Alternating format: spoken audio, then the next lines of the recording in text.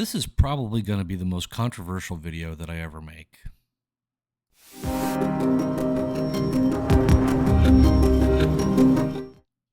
So I'm making this video because I see all my conservative influencers and radio hosts and friends and family all say that, if you're an adult, you can do whatever you want. You can transition, you can mutilate your body, you can put tattoos, do what you want. You're an adult. I disagree. I disagree wholeheartedly because at the end of the day, it's about not doing harm to your body. It's about basing everything on truth instead of lies. And that's why I want to make this. Usually we do a bunch of articles, we do news types items, but I want to do something culture related. I want to get more into this kind of stuff because this is what really interests me. News, religion, culture, gaming, that stuff. So let's go down this journey here, and hopefully y'all stay here. So before I get into it, I just want to say, if you are a trans person, this is not meant to attack you. This is meant to tell you the truth, because at the end of the day, you're still a person, you still have value, and no one can change that. But people have been lying about what's going on for real instead of telling you the truth. Because at the end of the day, you can't change your gender no matter how much you want it. And even if you could perfectly change out your body, it still wouldn't be right. You still were born a certain way. And to go against that design is kind of against the whole message of the LGBTQ, AAIP, 2+, spirit, whatever hell movement, that you're born a certain way. You should just accept what you are. So let's go down this. So question one here for you is, how many drugs does it take to be gay? And you might think, well, that's a ridiculous question. It doesn't take any drugs to be gay.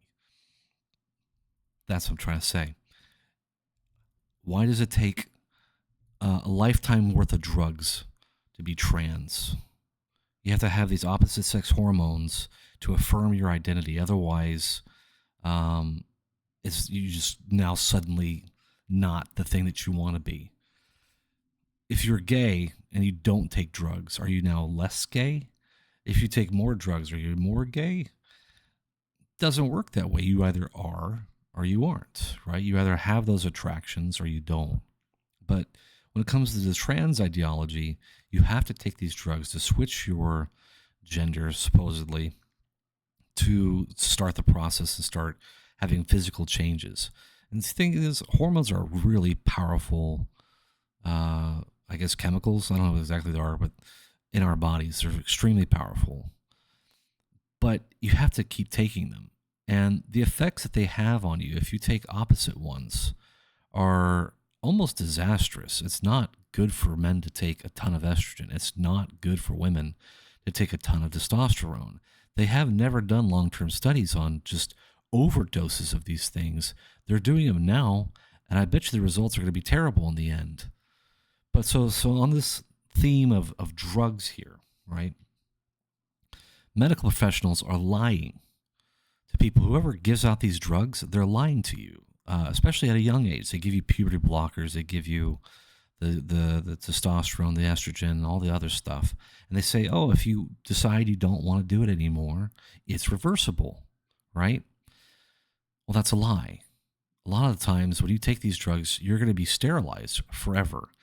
Your voice a lot of times goes to a lower register. It's not reversible. It's not going to go back up to its feminine tone or vice versa to a masculine tone. It's going to stay in that lower register, and it's heartbreaking to see these things. So they're saying this reversible thing. That's a lie. It's not reversible. Most of the time, it's permanent. Another thing is they on this question of drugs, we have surgeries, right? So let's ask the same question. How many surgeries does it take to be gay? Does it take 1 or 2 or 3 or none? Because it seems like it should be none. And then that's another lie that they tell you, oh, if you get the surgery now, you'll feel better, right? But that doesn't really change the case for most people at all either. Number one. Number two, they're not even real genitalia. They're not even real um, things. It's just like you're essentially putting an inflatable dildo on you, or you're having a open festering wound that you have to dilate for the rest of your life, and it smells god awful. I can't even show you pictures of it because it's just horrendous. It's just not the real thing. It doesn't function the real way. Um, and it's just sad because we're lying to people. We're lying, saying, yeah, if you get this, you'll feel better, and it's just not. It's just not that way. But then that got me down. Well, what if? Let's go to magical fairy tale land for a second. What if you could change things perfectly, right? Just the genitalia. What if the surgeries are perfect, right?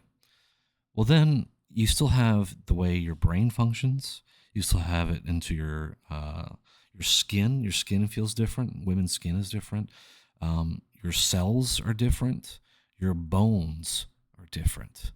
It is all the way down to the cellular level that you are either male or female. You can't change that. So again, let's go to magical fairy tale land again. Let's say that you could perfectly change out everything to the atomic level, right? You are that sex to the atomic level. Well, now you still haven't lived as a woman or a man. We'll say it's a boy that wants to change to a girl. And he does this after he's an adult. We haven't lived that way. You haven't experienced what it's like. So now you kind of get to where the trans people, their community is, where their argument is either one, you have to do it when they're children, or it's not going to be good enough, right? And this is why they push so hard on the children, because in their minds, right, it's either we start it from the beginning and they live this way. Otherwise, they won't have the experiences. They won't have to go through the community, all that stuff, right? But the problem is that doesn't exactly work either. Because as soon as we tell them that, no, you were actually born this way, their whole identity changes. This happened with David Reimer. He was in the 60s. It was a John Money experiment because he had a botched circumcision. And he ended up killing himself after his wife divorced him when he was 38. So it's not necessarily a perfect fix either. So the message to me has always been, if you're born a certain way, you should accept what you are, right? Let me tell you, this is the message I want to drive home, is that what you are does not define who you are. Okay? Your actions do. Your actions define who you are, essentially, at the end of the day. What your beliefs, all that stuff. I don't want to go that much deeper into it, but I just want you to think about those questions. How many drugs does it take to be gay?